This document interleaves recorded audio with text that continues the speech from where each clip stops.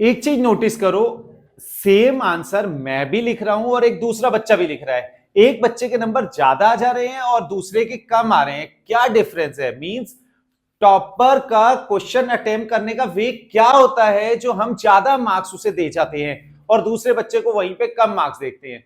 तो मैं जितना कॉपी को नोटिस करता हूं, जिस टाइम बोर्ड की कॉपी चेक कर रहा होता हूं, तो नोटिस करो ये रही एक टॉपर की कॉपी, जो बोर्ड इश्यूड कॉपी है।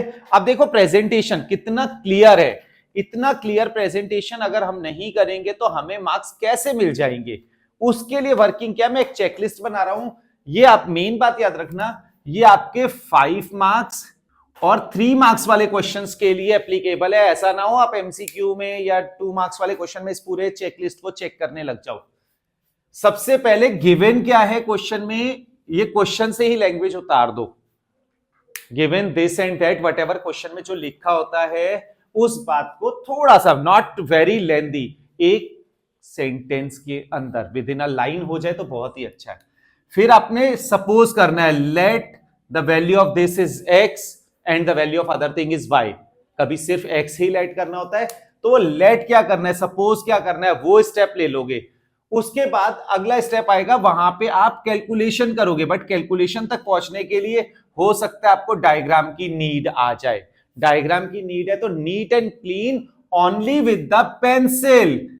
डायग्राम पेंसिल के संग ही बनाना है। ऐसा ना हो जाए आप पेन के संग डायग्राम बना दोगे, आपको मार्क्स नहीं मिलेंगे।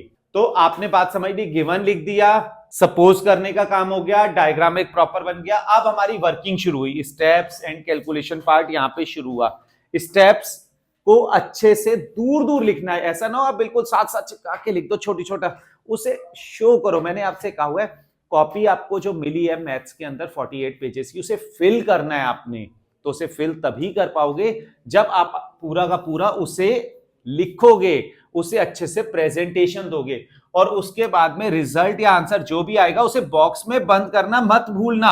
अगर यही क्वेश्चन ग्राफ का है तो आप ग्राफ पहले बनाओगे, आंसर में ग्राफ जैसे 10th का होता है इंटरसेक्शन पॉइंट आता है तो वो हो गया।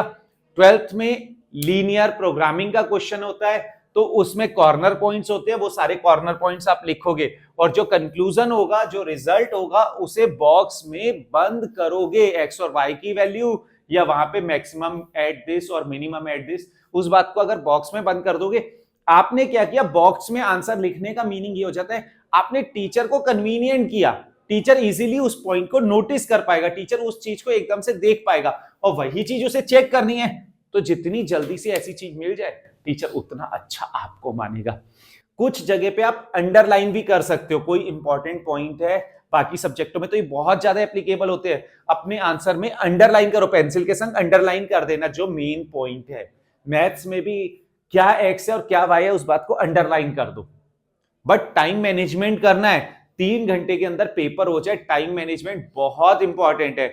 आपके लिए एक जल्दी ही वीडियो मैं लाने वाला हूं जिसमें मैं पूरा टाइम मैनेजमेंट को बताऊंगा, किस टाइप से आप किस क्वेश्चन को कितने मार्क्स को कितना टाइम दो। तो वो अगली वीडियो में। अभी आपने कैसे करके अटेम्प्ट करना है ईच क्वेश्चन, उसके लिए डिस्कशन हो रहा है लेंथी क्वेश्चन से। Diagram graph with the pencil only, और बाकी सारे स्टेप्स को आप चेकलिस्ट बना लेना, उसी हिसाब से करना। ठीक है, all the best, thank you, prepare well.